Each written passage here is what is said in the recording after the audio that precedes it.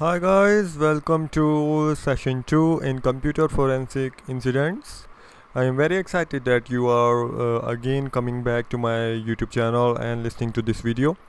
So previously we have talked about criminal incidents, and today we'll be talk a little about civil incidents, and then a little definition about computer frauds and early stages of the investigation. So when we are talking about civil incident, the history started in April 2002 when a law firm consolidated a action lawsuit against another corporation. The lawsuit was about that the organization charged its executives, directors, its accountants, law firms, banks for violating the federal security laws. Actually, what happened that there was massive inside trading which was making false and misleading statements about the financial performance. So they have changed the financial performance about the organization to make some kind of tax law in the country, or pay less tax, or show the company is dormant or something like that.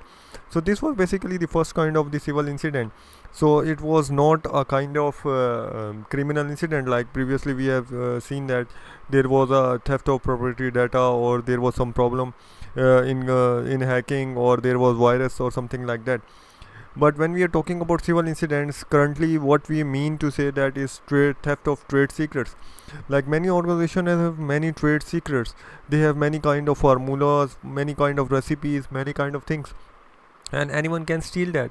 Misuse of the corporate IT assets, like you are taking the IT computers to somewhere else, you are using the system and you are doing some other work on it, but it will also come again in the criminal plus the civil law. Then there are sexual harassment lawsuits, there are wrongful termination claims, like if you terminate the employee without the notice, then it is against the law. Then there is compliance of business accounting, like you have to follow some procedures for the organizations, you have to comply with the financial institution. So we have a lot of checks when we are talking about organization working in an environment, or in a country. So every country will have different rules according to these. So but basic of the problem is that the need of the civil incident raised when these of the things happened in many countries, and usually we can see that these things happens a lot, and we have been also gone through these kind of civil things in our life many times. So when we are talking about overall computer fraud, we are talking about like it is a conduct which involves the manipulation or using the computer, or whatever method is used dishonestly by any other person. So basically if you are doing dishonesty using the computer and creating loss for other people, then it comes in the computer fraud. Then there is also theft of information. If you are unauthorized obtaining the information without any prior approval from anybody, or if you are making unauthorized copies, then it also comes in theft of information. Then there is a very famous thing, the salami fraud.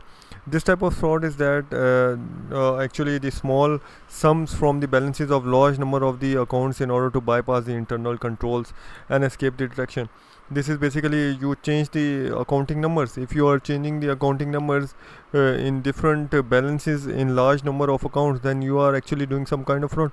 And this kind of fraud is very common. Like this kind of fraud is like you are sending money out of the country without the country knowledge, and this is very bad thing. And there are many criminal charges, and many people already caught on it, like the Panama leaks have caught many of the people. So when we are actually giving the real world example of what can be the computer fraud, then it will be like a CFO large financial service plans with it associated to take over the company, and they are trying to do to take over the company, and then they can manage it or take all the money with them or take all the things.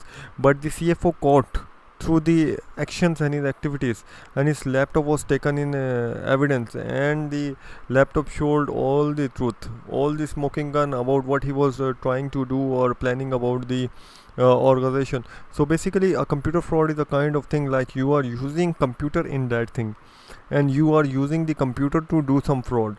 And when we are talking about other different frauds, you have to do like some kind of copying without the computer or without the anything else, like you are using anything unauthorized and you are involved in a civil case. And if you are doing some kind of accounting, then it is the salami fraud. So everything has a different kind of activity and related punishment according to it.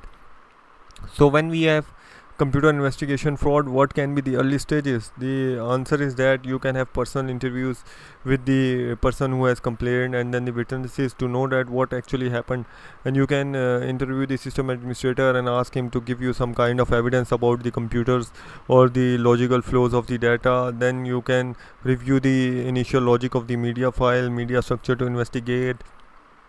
You can check the duplicate invoices recovered from the data recovery, and then you can scan different images, software, and find out anything that is deleted from the computer in past 2 to 3 months, or depending on when the fraud was taken, and check the suspicious entries in the accounting through accounting software, and similarly like check the network intrusion through the network software.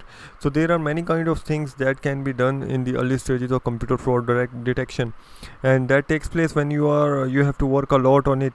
Like when you are trying to get a fraud, you have to do anything to get the knowledge about that thing and get the evidence. Like I talked in this turn, you need to get the evidence about the fraud, and that evidence should be proving that the person is guilty or the person is not guilty. So this video was up to here. Like and subscribe to my channel and share this free knowledge to everyone. Thank you.